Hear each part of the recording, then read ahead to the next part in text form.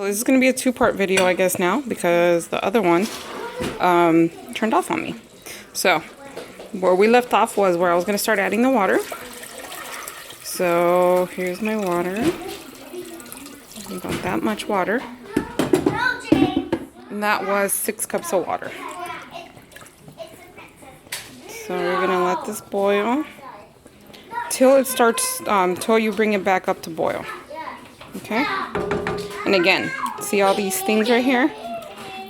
You can prevent these by blending that mixture prior to this. I'm going to bring it all back up, put it to boil, and then I'll let you guys know when I'm ready for the albondigas.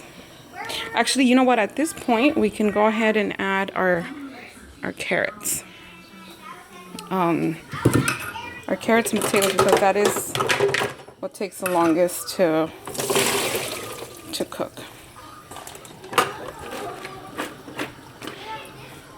So, and that was 1 big potato and 1 carrot. So that's in there.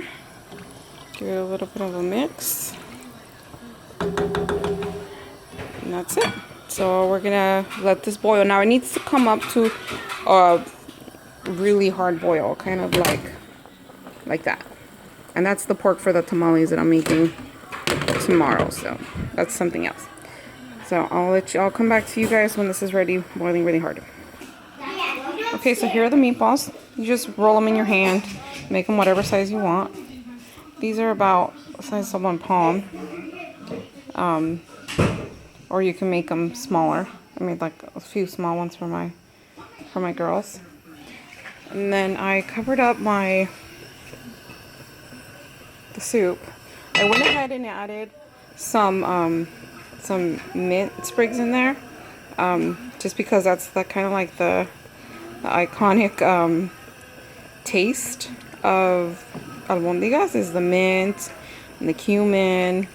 And even though these are made out of beef, you can't make chicken ones, but those are a little harder. I will show you those another day when I make them, because they're kind of hard to explain. Because the chicken ones actually have masa in them.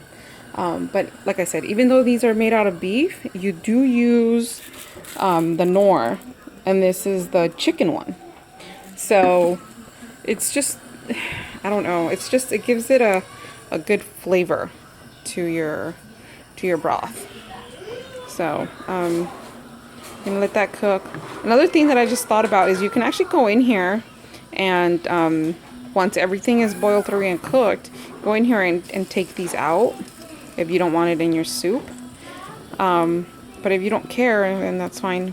I grew up eating it like this.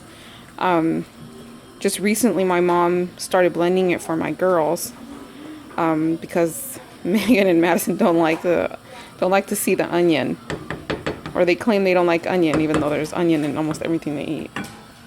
So yeah, so that's something that we do. So I'll show you when it starts to boil, and then we'll put the albondigas in.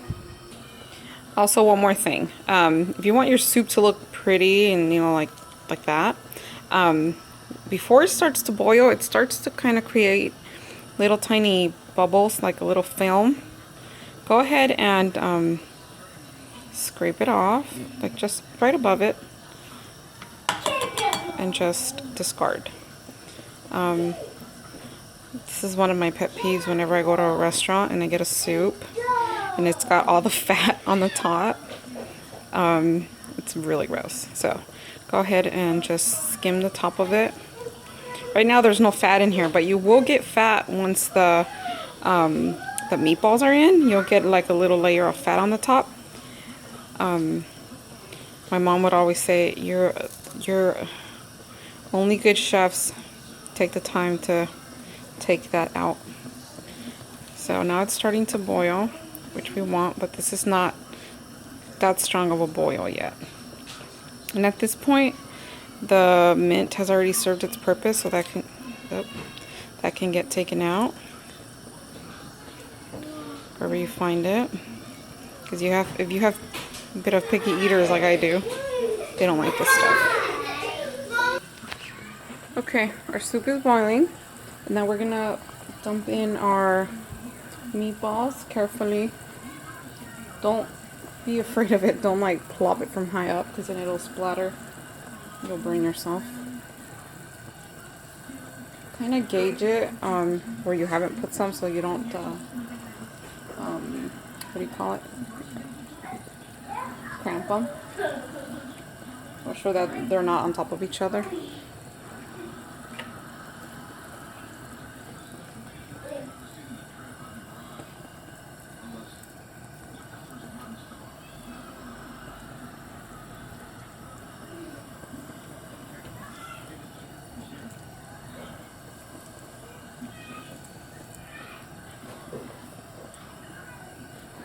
If you notice, my water has kind of gone up a little bit, so now you want to make sure you watch it so that you don't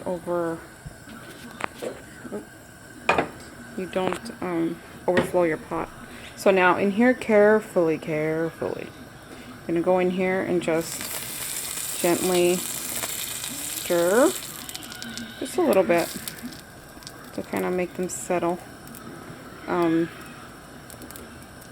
And then you need to let it come back up to a boil. So I have mine on high heat, but as soon as it starts to boil, I'm gonna cover it up and put it all the way as low as my stove will go and leave it like that for about 20 minutes. At that point, once the 20 minutes are up, I will go ahead and put the squash, the calabacitas and stuff, or other softer vegetables that take not that long to cook. I will put those in there at that point. Okay, and it's done. Sorry it's a little dark in here. So here are my calabacitas, which is the Mexican squash, the chayote squash, the one that looked like a pear, and our carrots and our potatoes.